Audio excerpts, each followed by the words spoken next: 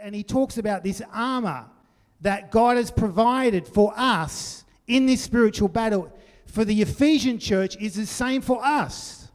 It hasn't changed.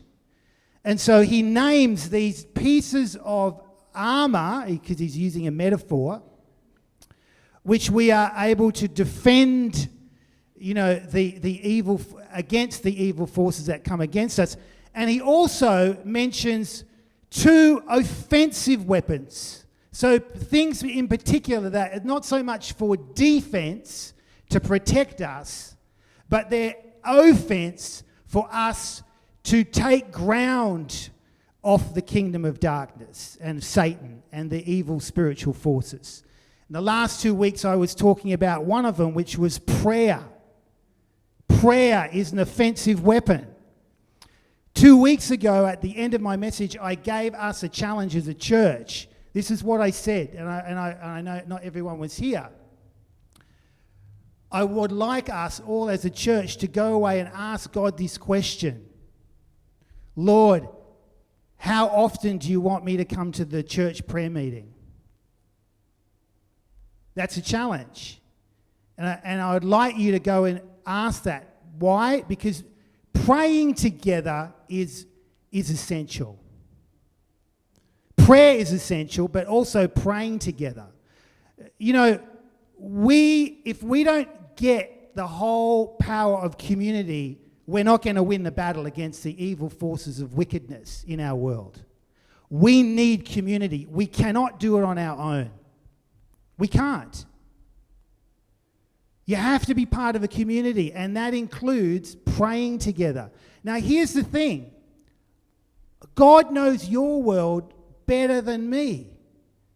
Go away and ask him, Lord, how often do you want me to come to the prayer meeting? Because he's the one we need to be obedient to. You don't need to be obedient to me. Go and ask the Lord and keep on asking him until he gives you an answer. And then keep on asking until you come to a conviction. If that's every week, great. If it's every fortnight, great. If it's every 3 weeks, great. If it's once a month, great. But come to a conviction and then be obedient. See, here's the thing, is that prayer is meant to be life-giving, not life-draining. Praying is meant to be life-giving for others that we're praying for and also those engaged in prayer. If it's life-draining to you, then maybe you're not praying the way the Lord wants you to pray. So if you go, I don't really feel like it today, or I'm too tired, it's like, well, you should feel better after coming to the prayer meeting because it's meant to be life-giving. Here's the thing, and we need to build spiritual fortitude and character. And one of the ways we do that is praying with other people. We need to get stronger spiritually. Part of my job as pastor is to help you get spiritually stronger. Think of me as a trainer. The job of a trainer of a team is to help the team get better. That's partly my job. My job is to help this church get spiritually strong. That's not the whole picture, but that's part of it. So when I say this, think of it, this is what the trainer's saying. We need to get spiritually stronger. We need to be strong in prayer. If we're not strong in prayer, we'll never really achieve much in the kingdom of God. And what makes a strong church is strong individuals.